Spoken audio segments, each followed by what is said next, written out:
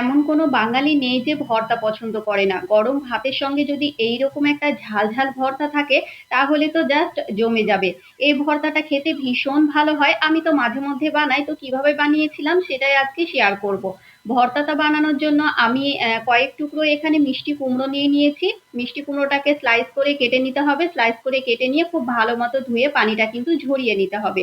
এবার এটার মধ্যে 1/2 টেবিল চামচ লবণ, হলুদ আর লঙ্কার গুঁড়ো দিয়ে খুব ভালো মতো মাখিয়ে এক সাইডে রেখে দিলাম।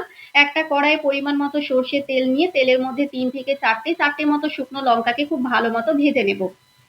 এই তো শুকনো লঙ্কাটাকে খুব সুন্দর মতো ভেজে নিয়েছি। এবার ওই তেলের মধ্যে দিয়ে দিলাম কিছুটা রসুনের কোয়া। রসুনের কোয়ার খোসাগুলো খুব ভালো মতো ছাড়িয়ে নিতে হবে।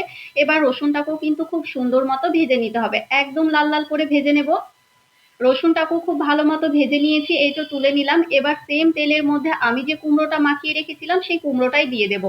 কুমড়োটাকে গ্যাসের আঁচটা মিডিয়াম টু হাই ফ্লেম করে দিয়ে খুব সুন্দর মতো ভেজে নিতে হবে। খুব তাড়াতাড়ি কিন্তু ভাজা হয়ে যায়। আর এই কুমড়োটা ভাজার সময় কিন্তু একদমই পানি ছাড়বে না। সেই কারণে গ্যাসের আঁচটা মিডিয়াম টু হাই ফ্লেম করে দিয়ে খুব ভালো মতো করে এইরকম একটু লাল, লাল পোড়া, পোড়া করে কিন্তু ভেজে নিতে হবে, তাহলে খেতে বেশি ভালো লাগবে। তো কুমড়োটা আমার ভেজে নেওয়া হয়ে গিয়েছে। সেম তেলে এখানে আমি কয়েকটা চিংড়ি নিয়ে নিয়েছি। ছোট চিংড়িটা হলে খেতে আরো বেশি ভালো হয়। তো আমার চিংড়ির সাইজটা একটু বড় ছিল। চিংড়ির সঙ্গে আমি এখানে 1টার অর্ধেকটা পেঁয়াজ দিয়ে দেব। পেঁয়াজটাকেও চিংড়ির সঙ্গে একসঙ্গে ভেজে নেব। তবে পেঁয়াজটা কিন্তু একদম বেরেস্তার মতো করে লাল, লাল করে ভাজবো না। 2টো দিয়ে দিলাম কাঁচা লঙ্কা। এবার সমস্ত কিছুকে খুব ভালো মতো করে ভেজে নিতে হবে। খুব সুন্দর মতো করে ভেজে নেব যেন চিংড়িটাও খুব ভালো মতো ভাজা হয়ে যায় আর পেঁয়াজটাও ভাজা হয়ে যায়। তো এইভাবে কিন্তু ভাজা পেঁয়াজ দিলে খেতে বেশি ভালো লাগে। তো এই তো আমার কিন্তু সমস্ত কিছু খুব সুন্দর মতো ভাজা হয়ে গিয়েছে। এবার আমি তুলে নেব।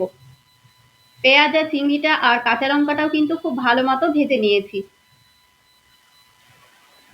সমস্ত কিছু আমার ভাজাভুজি কমপ্লিট হয়ে গিয়েছে। চিংড়ির যে খোসাটা আছে সেটা আমি ছাড়িয়ে নিয়েছি। অল্প একটু লবণ দিয়ে দিলাম, যেহেতু মিষ্টি কুমড়োর মধ্যে লবণ ছিল সে বুঝে লবণটা দেবেন। এবার সমস্ত কিছুকে চটকিয়ে খুব ভালো মতো করে হাতে কিন্তু মেখে নিতে হবে। এটা ব্লেন্ডারে ব্লেন্ড কিংবা শিলনোড়াতেও বেটে নেওয়ার প্রয়োজন নেই।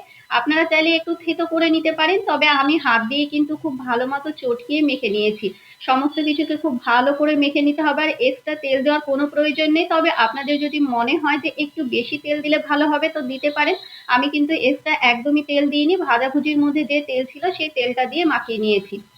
কিছুটা পরিমাণে ধনিয়া পাতা কুচি দিয়ে দেব। ধনিয়া পাতা কুচি দিলে ফ্লেভারটা যেমন সুন্দর আসে, খেতে ভীষণ ভালো লাগে। তো এইরকম করে একবার হলেও কিন্তু চিংড়ি আর পেঁয়াজের ভর্তাটা বানিয়ে নিতে পারেন।